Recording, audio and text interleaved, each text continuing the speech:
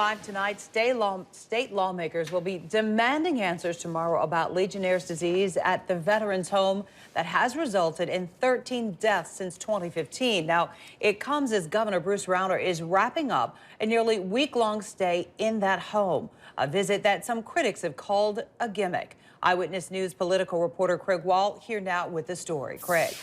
Cheryl, this is a story that continues to dog the Rauner administration, even as the governor himself is trying to quiet his critics by staying at the facility. But one thing all sides have in common is the desire to find out why veterans have been getting sick and what can be done to fix the problem.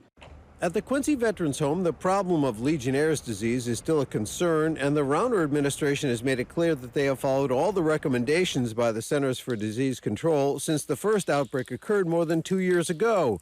State Senator Tom Cullerton, who heads the Veterans Affairs Committee, says lawmakers want to know what was done after the initial outbreak and again after the second one in 2016. We also need to know who knew what when, and then finally, what's going to be the plan? You know, what's going to be the plan? This still keeps happening. In 2016, they said this is the safest water in Illinois. 2017, more Legionnaire's disease and another death. The most recent report released by the CDC last week shows the state is making progress in reducing the number of cases and making the water safer. The risk of Legionnaire's disease to the residents is greatly reduced compared to what it was in 2015. With respect to the concerns of the citizens, we hear those.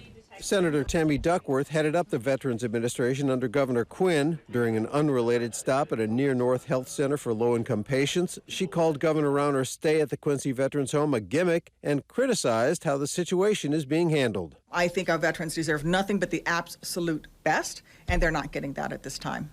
But the state contends residents are safe. If my father were a veteran and he needed round-the-clock, long-term care, I would not hesitate for a second to have him check into the Veterans Home in Quincy. Senator Cullerton says he'd like to see the state do more than just what the CDC recommends, like putting out a bid to completely replace the piping in the aging Veterans Home. But the head of the Department of Public Health said the CDC noted in its most recent report that for everything you do, there might be some unintended negative consequences. So the state needs to move forward very carefully. It's complicated. Yep. All right, Greg.